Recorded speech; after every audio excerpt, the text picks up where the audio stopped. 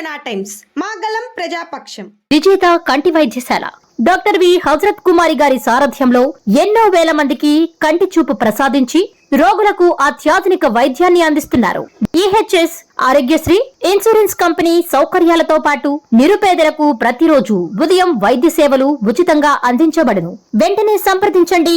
విజేత కంటి వైద్యశాల, కెనరా బ్యాంక్ పక్కన, బాబు ఐస్ క్రీం ఎదురువీధి, బృందావనం, నెల్లూరు. ఈరోజు జగన్మోహన్ రెడ్డి గారి పిలుపు మేరకు ఈ ఆంధ్ర రాష్ట్ర ప్రజల మీద ఈ కూటమి ప్రభుత్వం వేసిన విద్యుత్ భారాన్ని వెంటనే వెనక్కి తీసుకోవాలని చెప్పి ప్రజల పక్షాన ఈరోజు మేము పోరాడుతూ ఆందోళన చేస్తూ మరి విద్యుత్ శాఖాధికారికి వారి వారి నియోజకవర్గాల్లో వారి వారి ప్రజల కోసం ప్రజాప్రతినిధులుగా పనిచేసిన మేమందరం కూడా ఈరోజు రావటం జరిగింది.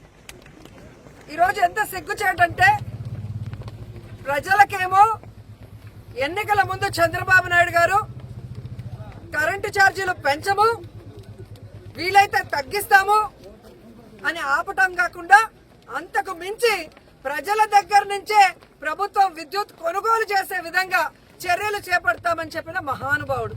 కానీ ఈరోజు దాదాపుగా 6 నెలల్లో 15,500 కోట్ల రూపాయల్ని ఈరోజు ప్రజల మీద బాధిన బాధుడికి ప్రజలందరూ కూడా కృంగిపోతున్నారు. ఈరోజు పవన్ కళ్యాణ్ గారిని అడుగుతున్నాను, మీరు చంద్రబాబు నాయుడు గారు ఎన్నికల్లో ఏం చెప్పారు? విద్యుత్ ఛార్జీలు పెంచము, పెంచితే ఒప్పుకోమన్నావు. మరి ఈరోజు 15,500 కోట్ల రూపాయలు విద్యుత్ ఛార్జీలు పెంచితే ఎందుకు సైలెంట్ గా ఉన్నారు? ఎందుకు వాటిని ఆపమని చెప్పట్లేదు? చంద్రబాబు నాయుడిని ఇలా చేస్తే కరెక్ట్ కాదు అని ఎందుకు నిలదీయలేకపోతున్నారు? అంటే అధికారం కోసం ఒక మాట, అధికారంలోకి వచ్చిన తర్వాత మీకు పదవి వచ్చింది కాబట్టి అన్నిటికీ సరెండర్ అయిపోతున్నారా? ప్రజలకు చెప్పాల్సిన బాధ్యత ఉందని కూడా ఈ సందర్భంగా తెలియజేసుకుంటున్నాను. ఎందుకంటే చంద్రబాబు నాయుడు ఏదైతే చెప్పాడో బాబు షూరిటీ భవిష్యత్తుకు గ్యారంటీ అని, ఈరోజు బాబు షూరిటీ లేదు, ఆయన హామీలకి గ్యారంటీ లేదు, ఆయన మాటలకి ఈరోజు వారంటీ లేదు అనేది అర్థమవుతుంది. కరెంటు ఛార్జీలు పెంచేశారు, రిజిస్ట్రేషన్ ఛార్జీలు పెంచేశారు, 60% నిత్యావసర వస్తువుల ధరలు పెంచేశారు, ఫ్రీ ఇసుక అంటూనే 2 రెట్లు ఇసుక రేట్లు పెంచేశారు. ఈరోజు వీధి వీధికి మద్యం షాపులు పెట్టి ఈరోజు ప్రజల్ని పీల్చి పిప్పి చేస్తున్నారు. దాదాపుగా 6-7 నెలల్లోనే 1,00,000 కోట్ల అప్పు చేసిన చంద్రబాబు నాయుడు మరి ఎందుకు ఇవన్నీ పెంచుతున్నారు? ఒక అమ్మఒడి ఇవ్వలేడు, ఫీజు రియంబర్స్మెంట్ ఇవ్వలేడు, రైతు భరోసా ఇవ్వలేడు, విద్యా దీవెన ఇవ్వలేడు, వసతి దీవెన ఇవ్వలేడు, 0 వడ్డీకి రుణాలు ఇవ్వలేడు. కానీ ఆ 1,00,000 కోట్ల రూపాయల్ని ఏం చేశాడో చెప్పడు. ఆ 1,00,000 కోట్ల రూపాయలతో కనీసం ప్రజల మీద పడ్డ ఈ విద్యుత్ భారాన్నైనా ప్రభుత్వం ఎందుకు మోయటం లేదని అడుగుతున్నాను. మొన్ననే మనం చూసాం, సిగ్గు లేకుండా ప్రజల డబ్బుతో 3,200 రూపాయలు ఒక్కొక్క ప్లేట్ అని చెప్పి ఎలా కోట్ల రూపాయలు మింగేశారో చూసాం. అలాంటి డబ్బులు ఈ ప్రజల మీద విద్యుత్ భారం పడకుండా ఎందుకు మీరు ఉపయోగించడం లేదని నేను అడుగుతున్నా. అలాగే చంద్రబాబు నాయుడు, లోకేష్ బాబు, పవన్ కళ్యాణ్ బాబులు స్పెషల్ ఫ్లైట్లు వేసుకొని ప్రజల డబ్బులు దుర్వినియోగం చేస్తుంటే ఆ దుర్వినియోగం ఎందుకు చేస్తున్నారు? ఆ డబ్బులు కనీసం ప్రజల మీద ఈ విద్యుత్ భారం పడకుండా ఉండేందుకు ఉపయోగించవచ్చు కదా అని డిమాండ్ చేస్తున్నాం. ఈరోజు తెలుగుదేశం వాళ్ళకి ఒక ఫ్యాషన్ అయిపోయింది. ఒక రేప్ జరిగినా, ఒక విద్యుత్ ఛార్జీలు పెరిగినా, ఒక నిత్యావసర ధరలు పెరిగినా, లేదా ఏది జరిగినా రాష్ట్రంలో జగన్మోహన్ రెడ్డి గారి వల్లే జరిగింది అని చెప్పడం ఫ్యాషన్ అయిపోయింది. అసలు అధికారంలో ముఖ్యమంత్రిగా ఉన్నది జగన్మోహన్ రెడ్డి గారా, చంద్రబాబు నాయుడు గారా అని నేను అడుగుతున్నాను. ఈ రోజు మీరు చూస్తే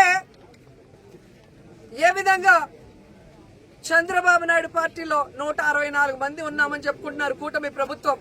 మరి ఈ 164 మందిని అడుగుతున్నా, మీరు అధికారంలో రావటానికి విద్యుత్ ఛార్జీలు పెంచము, తగ్గిస్తాము, అవసరమైతే ప్రజల దగ్గరే ఆ విద్యుత్ కొనుగోలు చేసే విధంగా చేస్తామని ఇంటింటికి వెళ్లి చెప్పారు కదా. మరి ఈ రోజు ఇంటింటికి వెళ్లి పసుపు షర్ట్లు వేసుకొని, పసుపు చీరలు కట్టుకొని మేము 15,500 కోట్ల పెంచాం, ఓకేనా అని అడిగే దమ్ము ధైర్యం మీకుందా అని నేను అడుగుతున్నాను. ఈరోజు ఎంత సిగ్గుచేటంటే ప్రతి దానికి వైఎస్ఆర్సీపీ మీద దాడి చేయడం, కార్యకర్తల మీద తప్పుడు కేసులు పెట్టడం, బెదిరించడం, భయపెట్టడం, వాళ్ళ ఆస్తుల్ని విధ్వంసం చేయడం. చివరికి ఈ రోజు ప్రజా సమస్య మీద పోరాటానికి వస్తుంటే నిన్నటి నుంచి పోలీసులు బెదిరింపులు. మాకు పైనుంచి ఫోన్ వచ్చింది, మాకు ప్రెషర్ ఉంది, మీరు ర్యాలీలు చేయకూడదు, మీరు ధర్నాలు చేయకూడదు అంటారు.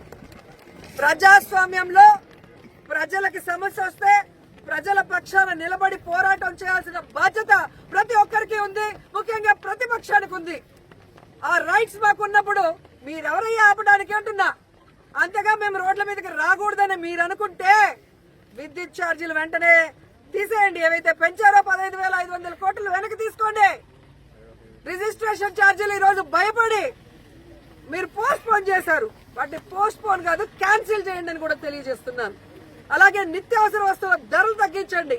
ప్రజలకు మీరు ఏమైతే హామీలు ఇచ్చారో సూపర్ 6 అవన్నీ చేయండి. అప్పుడు మేము రోడ్ల మీదకి రాము, ధర్నాలు చేయము. మీరు చేతిలో వైకుంఠం, అరచేతిలో వైకుంఠం లాగా ఎన్నికల ముందు ఒకటి చూపిస్తారు, ఎన్నికలు అయ్యాక ప్రజలకు నరకం చూపిస్తారు. ఈరోజు మీకు ఓటేసినందుకు ఈ రాష్ట్రంలో ప్రతి ఒక్కరిని కాటేయటమే పనిగా పెట్టుకున్నారు. మీరు ఎవరు బాగున్నారండి? యువతని మోసం, విద్యార్థుల్ని మోసం, ఉద్యోగస్తుల్ని మోసం, రైతుల్ని మోసం, అందరినీ మోసం చేయడం తప్ప ఏం చేస్తుంది ఈ కూటమి ప్రభుత్వం 7 నెలలుగా నేను అడుగుతున్నా. సో ఈ రోజు మేము ప్రజల తరఫున మీరు అన్యాయంగా మోపిన ఈ 15,500 కోట్ల బాధుడిని వెంటనే ఉపసంహరించుకోవాలి, వెనక్కి తీసుకోవాలని డిమాండ్ చేస్తూ వైఎస్ఆర్సీపీ పార్టీ ప్రజల పక్షాన నిలబడి ఈ రోజు పోరాటం చేస్తుంది.